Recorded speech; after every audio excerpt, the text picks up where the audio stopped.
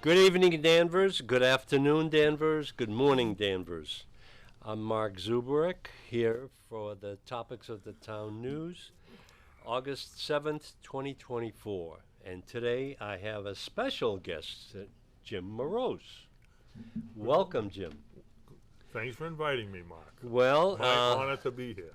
Well, it's a pleasure to have other people on the show. I want to make sure that we have a variety of opinions instead of just mine. And what I've been hearing is that I talk too much. So, what I can talk less. But first things first, I have a note here on my presentation. We are a Purple Heart community. And there's an observance tonight at 6 p.m. on the training grounds on the Center Street in Danvers. So I would suggest that I'm going to go and see what's going on, because I've been noted by several veterans to show up and be present at this. So that's something that we should be doing, and it's tonight, August 7th, at 6 p.m., so you may be late because the show is taped and it will be presented. Today, I have Jim Morose as a guest and commentator on the subjects that I have selected, and the agenda and opinions are solely by the topics of the town host, his guests, contributors, and commentators. We all have an opinion, and we all want to express it.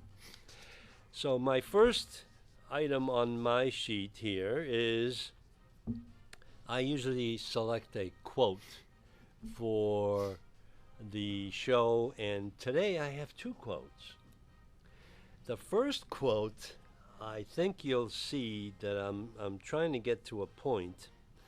A little consideration, a little thought for others makes all the difference. And this is a quote that I've taken out from Eeyore, Winnie the Pooh. So, I mean, it's very applicable to what's going on in our town. The second quote I have is, be flexible, but stick to your principles. And I think that's something that Eleanor Roosevelt quoted back in her days, and it's very applicable because, as you know, I and Jim and various other people have been on a mission to inform our residents about what's going on in our town. How are we being affected? And being flexible must be to stick to your principles, and that is something very important. Jim, you have anything on that? That's a very good point. I mean, we all need to be flexible. There are certain things that don't amount to a hill of beans, but there are certain things that we all have. Principles really mean something, and we have to stand for what we mean and mean what we stand for. What's the other saying? If you don't stand for something, you'll fall for anything. So there are certain principles that need to be. And there are people that are falling for anything that's thrown in front of them. Exactly. So, what I also have been promoting, and this is my own presentation, is town elected officials believe that their purpose is to deliver more funding to our small town government so it will grow and spend more on itself. That's something we have to be very careful of. We cannot waste any more of our hard-earned taxes and fees. The town is running out of other people's money, and we are the other people. Watch out for more fees and taxes. As a matter of fact, we'll be talking about the trash fee, which has been implemented on us by our favorite town manager and our select board. The general voters and taxpayers are tired of government creep. More taxes do not mean better government. The state of Massachusetts and town government is deaf to the issues that count. We are over-regulated, over-legislated, overtaxed, and abused as ratepayers in the delivery of basic services. My motto has always been, and I even put in a note to myself, Ben, if you can put up my favorite Tasmanian devil made me do it. I miss the good old days. Remember when you could actually have an opinion without offending somebody. And tonight, all we have is the turkey that's being offended. So the turkey tonight, I'd like to introduce as the current Board of Selectmen, I think, in unison, because they have been absent from our environment and they're never to be seen until the next week's meeting, which is scheduled for Tuesday. So, we need to look at the lighter side of the entire community. This is why I focus our comments on Danvers. So, Jim, I have topic number 1 is news briefs currently affecting our residents. As to report to the audience is that I have produced a 2-part presentation that's going on in regards to the Town Charter Review Committee that has been set up, and we need to follow that much closer than what we have been doing to date. So, 2-part series is on cable, channel 36 for Verizon, and it's on public access, and this is my own production. I own it, and I have comments in front of it and at the conclusion. So, Jim, you went to the last meeting, which was on July 11th. I did. And you were the one that made some comments at that time. What do you think? I did. It's going to be a long process for sure, you know. And did you ever find out if DCAT was going to tape it, or are you going to? They have scheduled to tape the next meeting on August 15th, Okay. All right, good. which will be held at the Selectmen's meeting room. Awesome. And it'll be televised, and reluctantly, the presentation will be on the air. Okay. But I will have my camera in there as well. Very good. I mean, I just wanted to ask because it's going to be long, drawn out, and they did, you know, want input from, you know, the other town meeting members and any citizen that wants to talk about, you know, the Town Managers Act and the Town Meeting Act and what we should and shouldn't do. I mean, they even mentioned words like, should we just get rid of all this town manager, town meeting stuff and go right to be a city and start looking at that? So, you know, there's a lot of things that could or couldn't be done. The thing that gets me is basically, you know, we did that survey. I don't even know how long it was. 10, 12, 15 years ago, and I guess you never should do surveys because you never know what you're going to get when you interview the public. And so the top 3 issues, I believe, were traffic, and traffic, okay? So Well, it hasn't changed. I think we should do it again and maybe add in a little something like, you know, the way the town runs, the Town Managers Act and the town meeting. You know, how can we do this better? What should we be doing? That people should look at it and see, because you know, they could make a lot of changes that could be good, bad, or indifferent. We won't know. It's like anything. We pass laws, we change laws, and we fix one problem, and we create 5 more. I don't have a warm fuzzy feeling.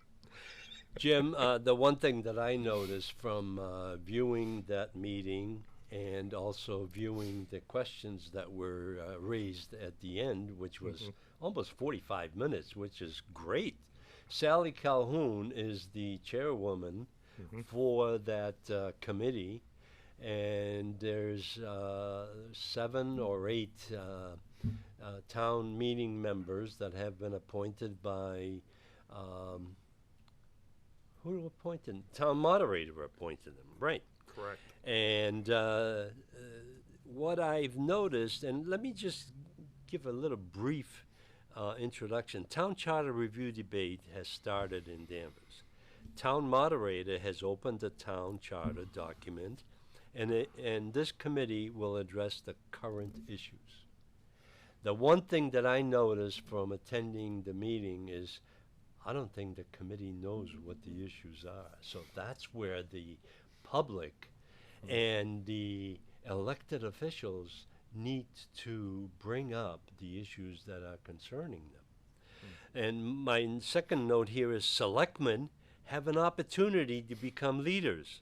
The town charter is long overdue for a reboot.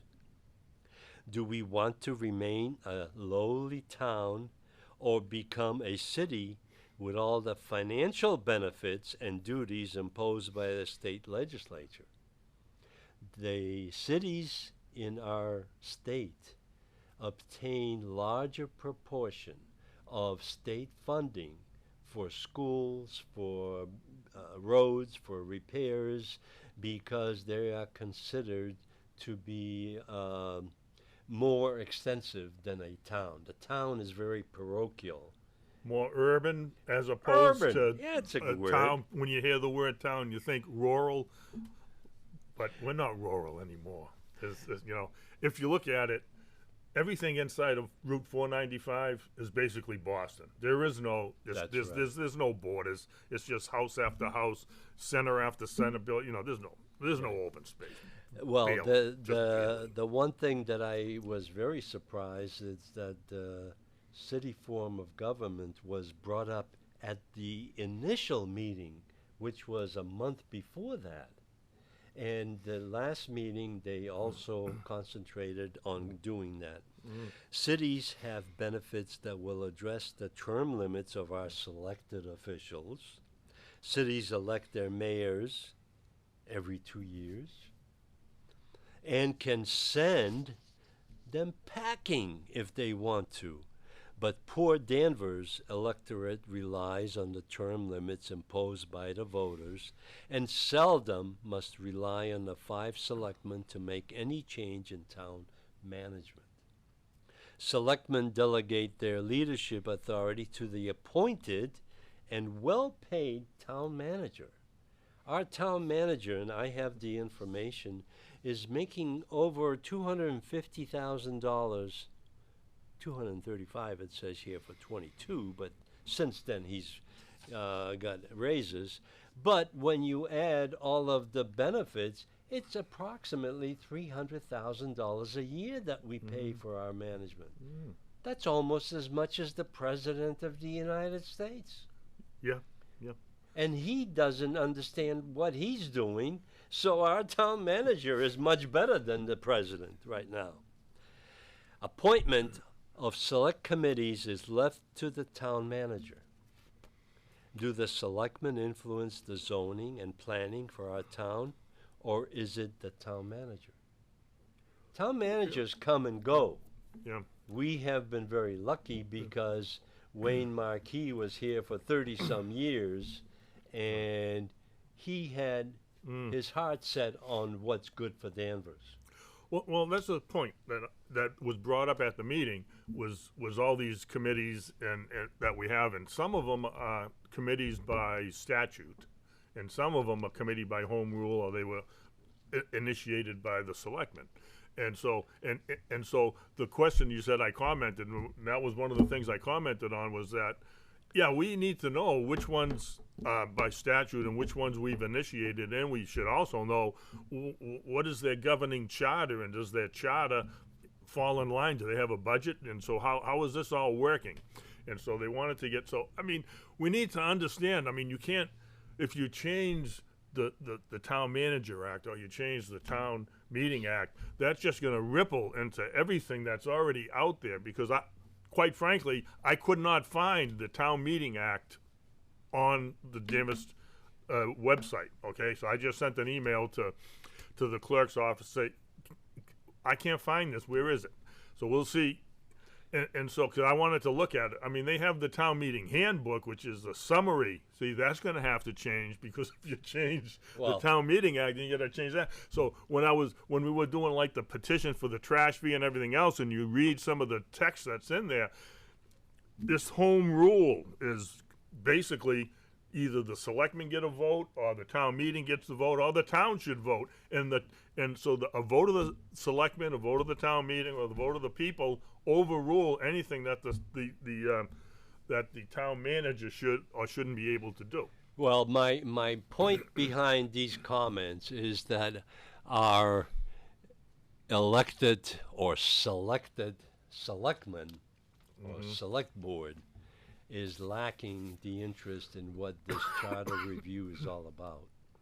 Because the selectmen or select board has heard many different occasions where the town charter is lacking of what's to be done. There are issues in regard to appointment of committees. Yep. Committees right now, what I see, are appointed by the town manager of all people, that does not necessarily reflect the basis of our community. Okay, but wait a minute. I just want to clarify that, Mark, because Okay. if you go to the town website and you get that talent pool that they Oh, created, yeah, okay? that's- So if you want to volunteer, like I volunteered for the charter review, but I guess I didn't make the cut. So at any rate, I filled out the talent form, and on the back of the talent form it lists all the committees and things that you can volunteer for, and it tells you, like, some of them are appointed by the town manager, some are appointed by the selectmen, some are appointed by the town moderator.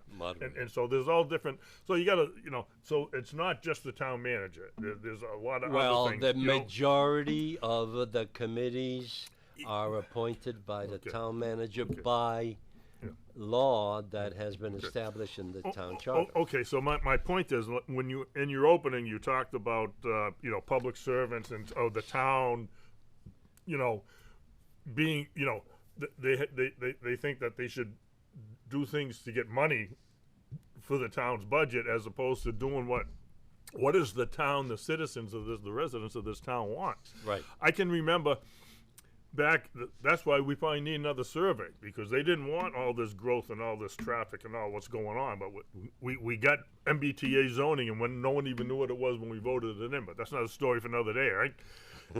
Even the trash fee, I'd like to see what happens. The bills are out now. People are going to see the $50 thing. I still think some people didn't really know that that's going to be on the bill. But I don't know how we can find out, but we should find out eventually. But the zoning bylaws used to have, I remember it used to say that policies, procedures, this is what I'm talking about, used to say things like these zoning bylaws are input to protect the quality of life of the Danvers residents and how the town is, existing residents. So if you're going to do something new, then it should fit into the zoning and everything that's there. But that verbiage is now gone, and it's just like, oh, this is all clinical, and this is, like the Danvers strategic Danvers. This is what we want Danvers to look like, and we don't care what's already here. We're gonna know this is what we want, and who is we? Who is we? That's right. This is all coming from the state and the feds, and even the global UN initiatives. That all filters right down to Main Street. The main point behind this thing is that there needs to be an adjustment to our government that we are governed by. Now, today, I gave Mr. Morose a white 3-ring binder which contains the 1930 Town Charter, the 1939 revisions to the Town Manager Act, 1949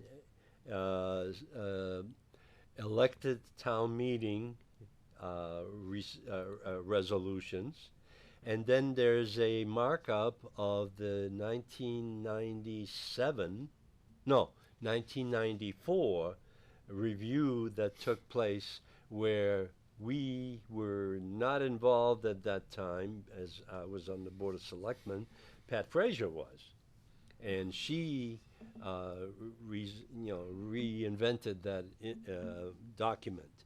But those are documents that are available. However, they're not easily retrievable because you have to go and dig for them.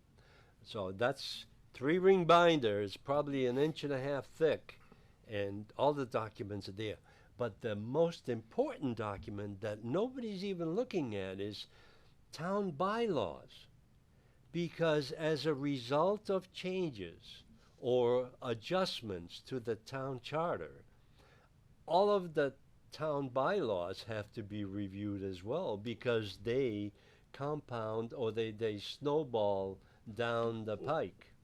Well, exactly. They're promulgated, and once you pass a law or an act, so the Town Managers Act, or these, then everything that's affected, all the boards and committees and everything that are in there would have to be updated to reflect the new laws. It's kind of like, this is what happened like when the national health care, or they otherwise known as Obamacare. Right. And this is what happens all the time. There was 2,000 pages worth of Obamacare, or the Health Care Act, whatever you want to call it, that was passed by the legislature or the Congress in Washington, D.C. But by the time it goes through the promulgated regulations through all the unelected bureaucrats, it went from 2,000 pages to like 7,000 pages of all this gobbledygook. And now all of a sudden, and that comes, and people still don't even understand what the heck is going on, because and so that's what happens same thing in Beacon Hill. They pass a law like the MBTA Zoning Act, right? It was a little paragraph about a seven-line paragraph that said, yeah, we should do something with this. And then all of a sudden it turns into a 25-page, you got to do this, you got to do that, you got to do this. And if you don't do it, we're going to take away your grants. It's like, whoa, where did that come from? From unelected bureaucrats that just take a law and just turn it into gobbledygook. And so we're jumping through hoops for gobbledygook. That's where our legislative representation needs to adjust as well. And just for information, I have a statement here that I like to read, because I have prepared a town charter to do it. And I submitted it to Sally Calhoun, and to the town moderator. The town charter review must first determine what are the issues and triggers for questioning the current form of government. The following introduction from the residents was distributed to the appointed committee, and I have it attached here, and you have it as well. Introduction and possibilities. There's an attachment on here, and what I have developed is a whole list of things that the Town Charter Review Committee should do. And let me just read one short paragraph. I'm not going to go into the details. The Charter Review Committee will scrutinize and evaluate the existing town charter to ensure an appropriate, effective, and accountable organizational structure of Danvers government for its residents and constituents, and if necessary, recommend any changes to the Board of Selectmen.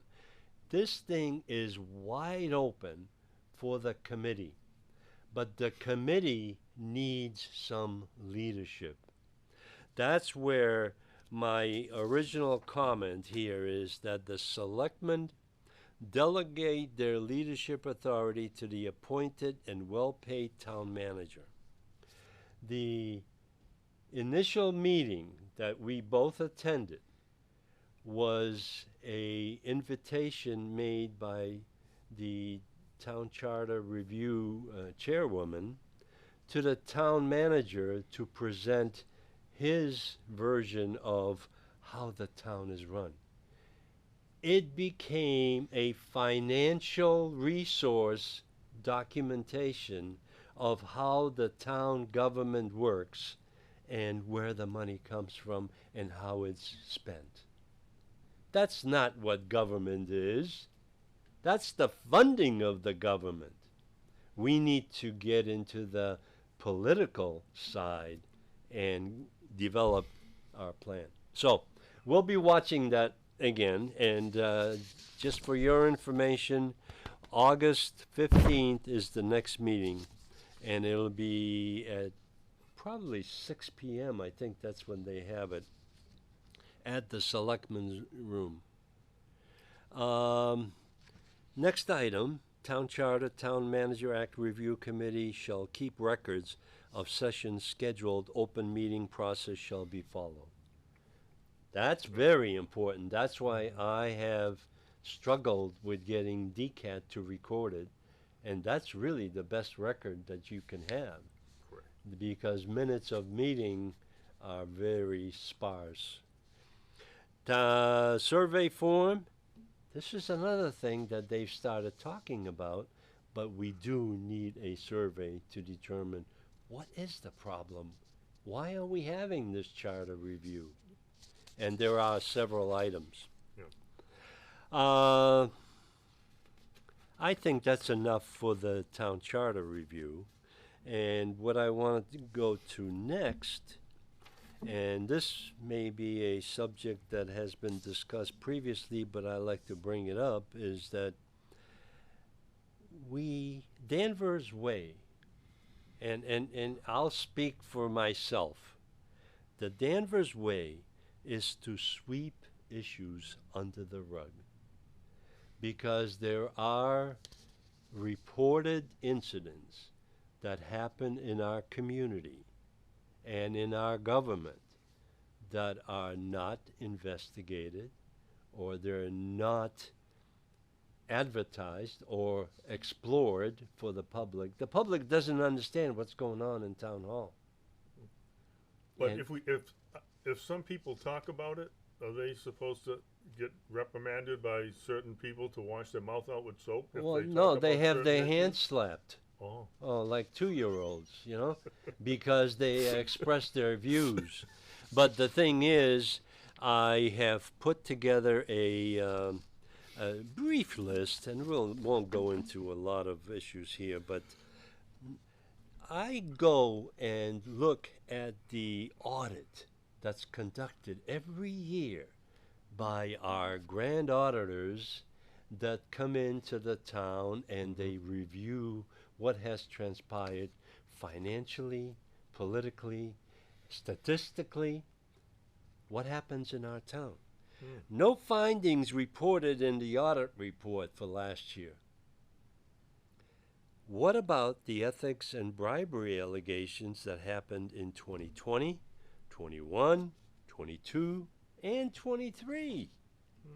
Now, there's no record of that in the audit report. It's not even publicized because whatever is published in the newspapers is limited to whatever the town hall releases. Now, they don't like us communicating this, but we need to get some transparency. Ethics violation uncovered and finally reported by whom and how was this noted? Do you know? I do not know. I do not either. Tax collection, maximum levy capacity. Where are the reserves buried? Because our budget is balanced budget, but there are pockets of money that are being put away for specific projects or issues, and they are never explored during the budget presentation because they want to save the money for a rainy day. But what about our taxpayers? taxpayers are getting, and excuse the expression, they're getting screwed. Organizational structure. There are many new positions, and every department has a director now. No longer managers. The managers are down the list, but they're directors for every department. Okay, I want to call a timeout on that. Go ahead. Eliminate certain positions, new positions, but what about the old positions? Haven't we lost a lot of people that just haven't come back, or have we rehired? Is anyone keeping track? Does this audit say we've lost this many people? Oh, you know, what? We can't get a real picture because we don't get the information. How can you make a good decision if you don't have all the information? Our residents and our taxpayers do not ask the right questions. And that's the big problem. And don't we save a lot of money when people quit? Because now we don't have to pay them. No, because we have to pay higher rates for the new people that we can't find. But have we replaced them? In some cases, yes. Yeah, okay.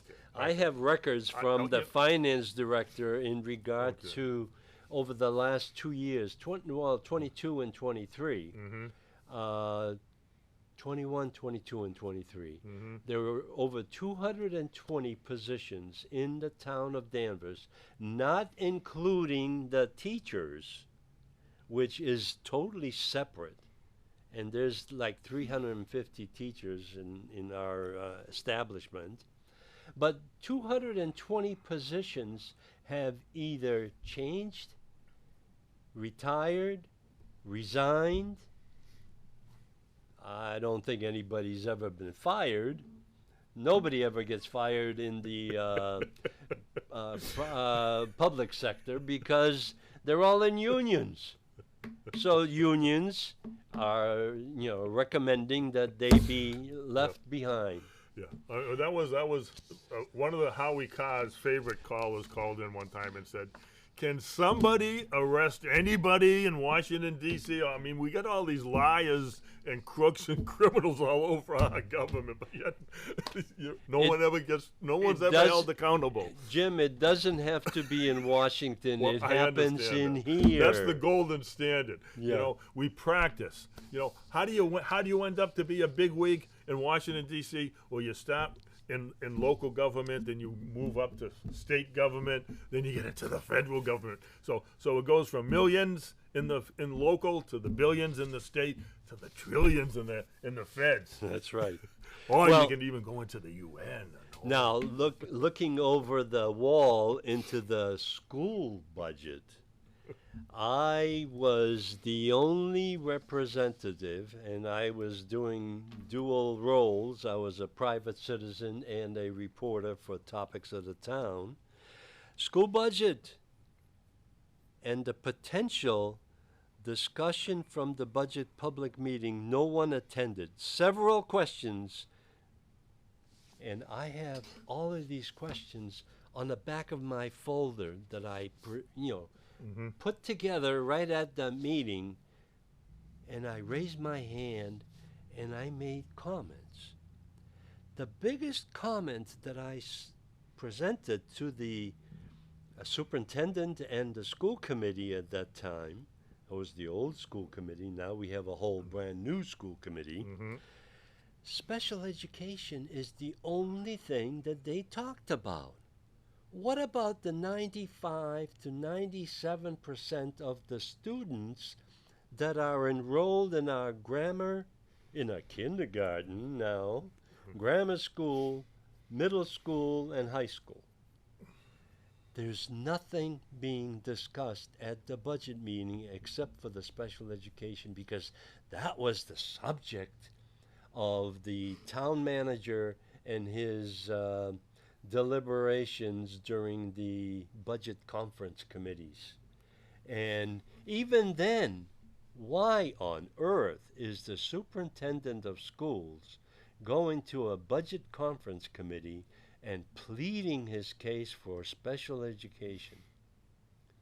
He has an elected school committee. The one thing that I found out at this meeting, and several other meetings is that our Danvers school system is not a Danvers school system. It's the state school system, because state dictates what is taught in the classroom. The DESE curriculum is issued every single year.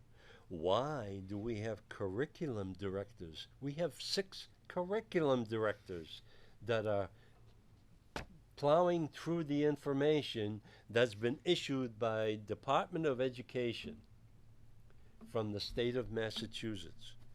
I think one thing that we need to realize is our school system is not our school system. It is dictated by the funding by the state.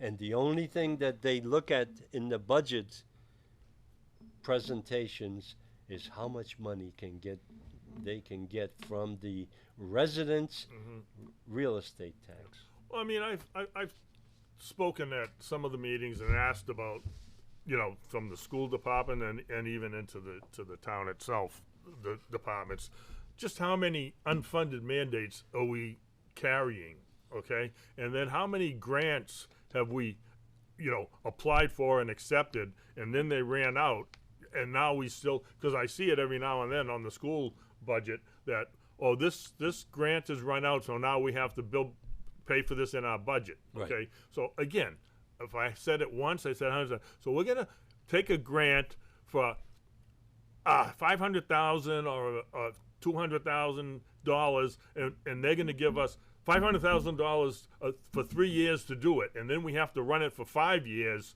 and then it's gonna cost us $2.5 million to get $1.5 million, and what's the point? You know, so we're carrying all this, and maybe the programs are good, maybe they're not, but our standing in the state, we used to be in the top 10 or 15%, and with all this stuff that they've been implementing and doing, now we're down into like the 45 percentile. You know, 55% of the schools in Massachusetts are better than the ones in Danvers if you look at the statistics on the DESE website. So these programs aren't working. We got to find out which ones aren't and get rid of them, because that it's not working. Oh no, you would have to remove some personnel and well, that's the other thing. Eliminate that, because never do they ever reduce the staff, whether it's in town, Whitehall, or the school department. Actually, you know, I just had this discussion the other day with someone, and I said, you know, this reminds me of what Ronald Reagan said. He said that the closest thing to eternal life on planet Earth is a government program. Once they initiate something, it never ends. You got to pay for it for the rest of your life, and it just keeps going and going. They can't stop it. I've never seen anything like it. I've never seen anything like it. I just They cannot stop. I just want to conclude the school department budget questions that I raised with one final question. How has all this investment improved the student performance for our taxpayers and our resources that we have invested in this? Nobody has an answer for that. Now, MCAS is now on the cutting block because they don't want to be represented with scores that are inadequate for graduation. They just push these kids along without any qualifications. But that's where we are, and I do continue attending these meetings, but it's getting to be very disappointing for all things. How high is the rug? How many things are buried under that rug? Well, we'll never know. So the final thing that I want to talk about in regard to budgets is the trash and recycling services. Opt-out form. Tax relief fiscal year 2025. Free cash is overflowing last year and this year. Interesting conclusion. for opting out of the grand trash fee and tax review assessor's report. Being a inquisitive individual, I went and followed the trail to the trash fee exemption form. So I went to the assessor's office, and what the assessor office told me is that all of the Clause 22 veterans, Clause 37A blind people, Clause 17D surviving spouse and minor or elderly, Clause 41C elderly. I think you and I are considered elderly. Yeah. But the requirements for these exemptions are so low in income. I mean, you have to make $5,834 for a single person if you want to apply for the 41C elderly exemption of taxes. Now, these property tax reliefs are for 2025, and they are being used to allow these individuals exemption from the trash fee. Okay, but just pacify me. What is the exact financial amount, income amount? In other words, you have to make less than what before you can even try to get any of this stuff? It varies. You and I can't Okay. get any of this. It varies. Exemption for veterans is you have to make minimum exemption amount is minimum of $400 and up to $800, but that is based on disability of 10% or greater. This is based on disabilities. The blind is $500 up to $1,000, certified for Commonwealth of Blind required. You have to be qualified by the state. Surviving spouse, minor or elderly, you have to, the total value of the applicant's assets cannot exceed $80,000. There are no restrictions on income. The exemption amount is a minimum of $366 and up to $732. That's the one for surviving spouse, minor, or elderly. The elderly one, which is Clause 41C, the applicant must be 65 years of age or older, income minus Social Security allowances, $5,834 if single, $8,751 if married. Must be less than $36,000 if single, or $54,000 if married. Assets cannot exceed $56,000 if single. The exemption amount is a minimum of $1,000 and $2,000.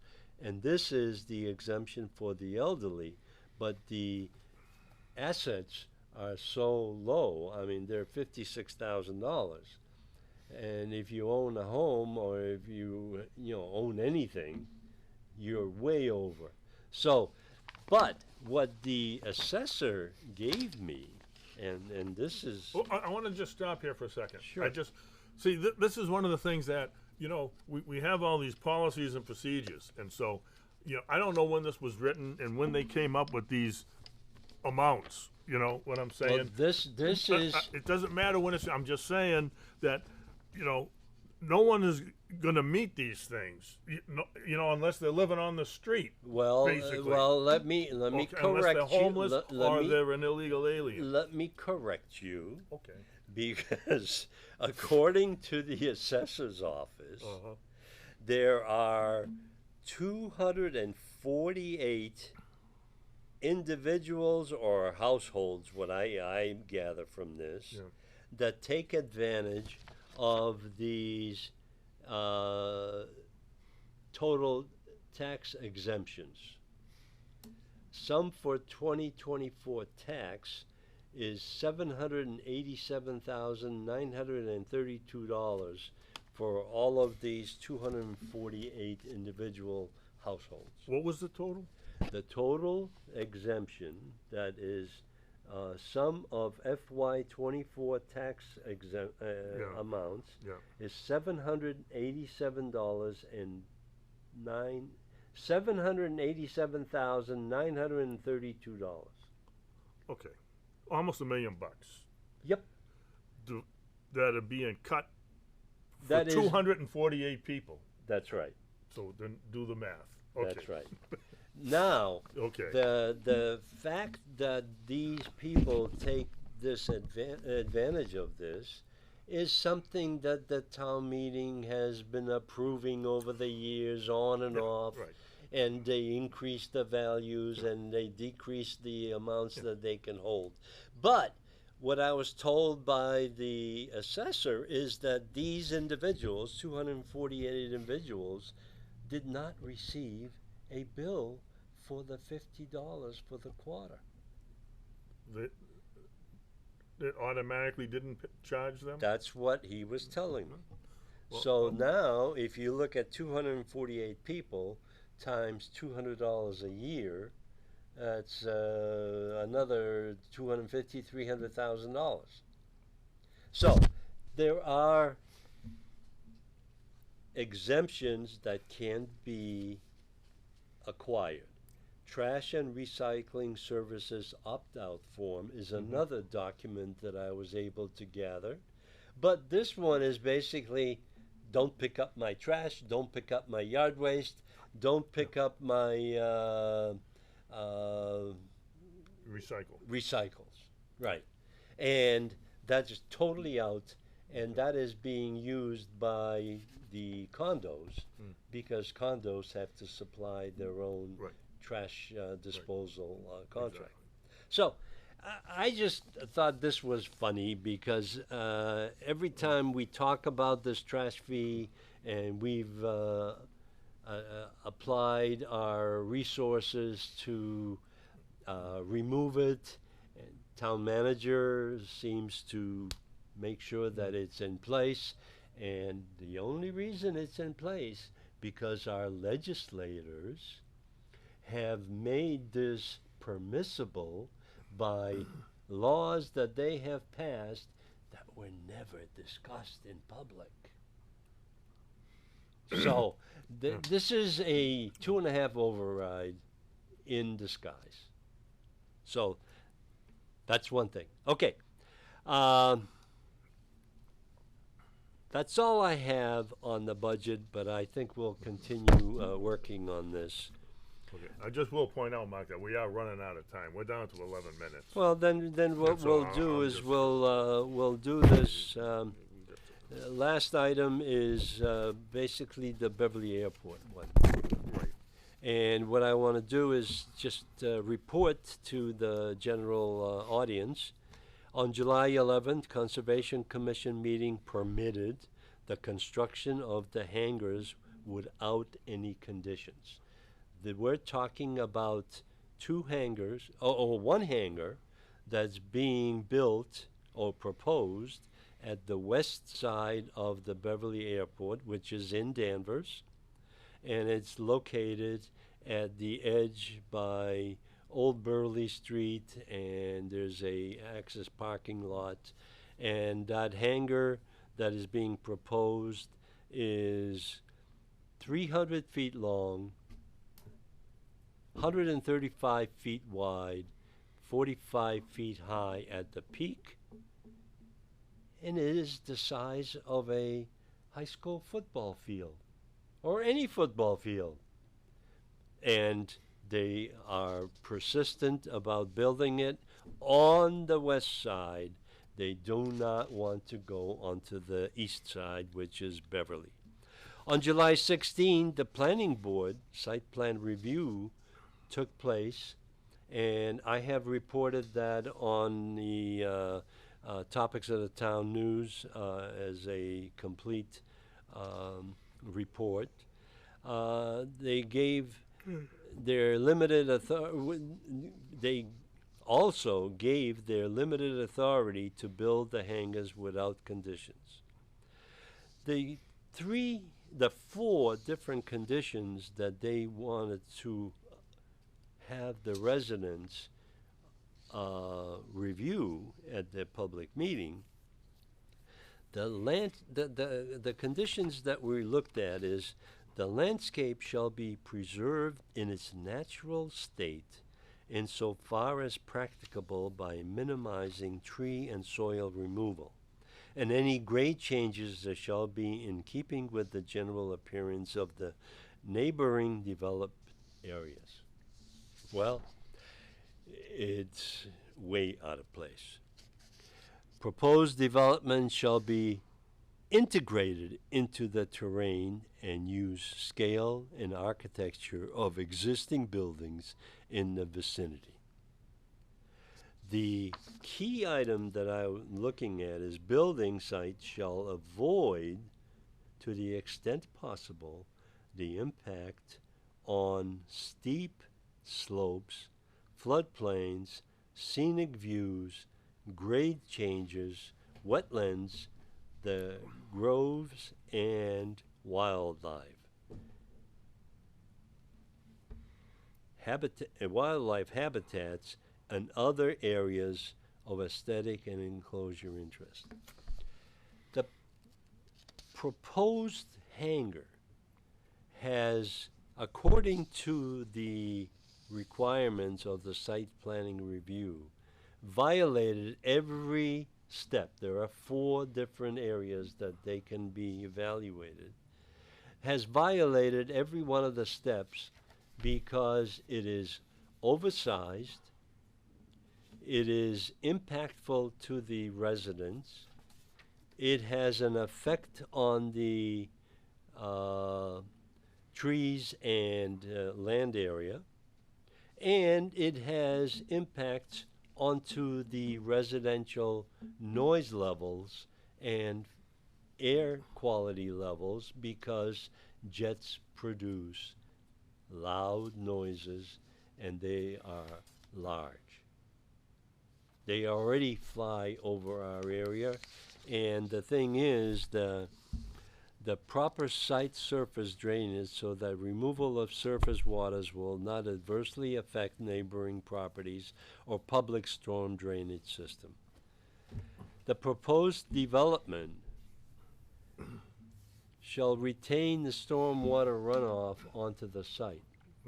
However, we had an attorney come as a representative of one of the residential areas that get flooded every time it rains. And they are accustomed to using canoes to get from one end of their property to the other. Exactly. So that is the status. Okay, but I do want to add in one more thing, because I did get up and ask, why aren't we getting some kind of environmental impact study? And I know that Sally Kearns, Representative Sally Kearns, and State Senator Joan Lovely spoke at both the Conservation Review Committee on this, yeah, and the Planning Board, and they said that they were going to work and talk to the state environmental folks to see just what can be done and what should be done. They kind of asked, if we could delay this, but the town didn't want to delay it. I don't know. There was some little nuance there, but I just got up and said at the comments and asked, town meeting just passed a thing that we should ask the Beverly Airport to do some environmental studies on some of these things. So if we're doing this project, I said, did anybody ask the Beverly Airport or this contractor if they could do something like that as part of the things, because this is what we're looking for. And they said, well, it's not our purview. We really can't do that. That's not how it, Jim, that's not what it said. It's supposed to be that it has to be the Beverly Airport commission, is not the Beverly Airport or this contractor. So no, that's not going to happen here. So again, that goes back to what is the town doing? Our boards and our leaders. Right. Who are they representing? I mean, yeah, we got a purview, but we also have residents, and they're coming out. I mean, there must have been 50 people there. I mean, to get 50 people to come out and have issues about this, that's big. because there should be 2,000 people there because that's the impact. But I'm just going to say, where's the representation and where's the, whoa, what do we, hold on here. Let's stop and think about what we're doing here, people. Okay. Well, I'm we've even gone as far as going to the town meeting, and citizens' petition have been placed on the agenda and they've been voted. And one of the article number 41 this last town meeting is to see if the town will vote to request the airport commissioners to embark onto an environmental report to protect our residents from impacts at the Beverly Airport itself. The impacts are many, and several have been identified, and the impact of this hangar is directly resulting from the master plan that was presented to the town of Beverly, city of Beverly, town of Wenham, and the town of Danvers. And it was many objections to it, and they were placed in writing, and they went to the congressman, Moulton. They went to the Department of Mass Aeronautics Commission, to the FAA, and to the airport commissioners. Nobody wants to touch that because they're all silent. So what we need to do is we need to organize our citizens and maybe have a demonstration at the gate of the airport, because nobody seems to be listening. So what we have done is we have presented this information to the airport commissioners. There is a meeting scheduled at the airport commissioners at the airport on the east side in Beverly on Monday evening at 6 p.m. Now, that is Henderson Road in Beverly. Oh, okay, well, actually, someone got up. It was one of the residents got up, and he had the marketing stuff that was on the website, asking people to, instead of landing at Logan, come and land at Beverly Airport. Well, I mean, that's what it's all about. They're doing this because they're going to get more. So all these private jets are going to come in instead of going to Logan. They're going to come here. It's and traffic. So we need more people. You know, what was it? Hey, ho! No jets, go home. You know, whatever. Hey Ben, can you put on the last clip? There you go. Coming soon, Beverly to Nantucket, Beverly Regional Airport, advertising their short-term plans to get to.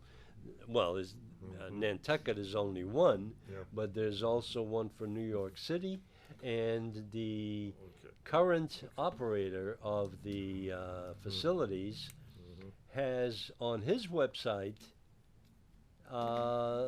flights to anywhere. There you go. So what they're also looking at is a what did they call the Bureau of Immigration and Customs. They want to get customs established at Beverly. That's right. It's by appointment only right now. So if you schedule a flight, that's right. You have to schedule the customs to come and especially. So again, when there's an issue, no matter what the problem is, no matter what's going on, always follow the money. And so it's money drives everything.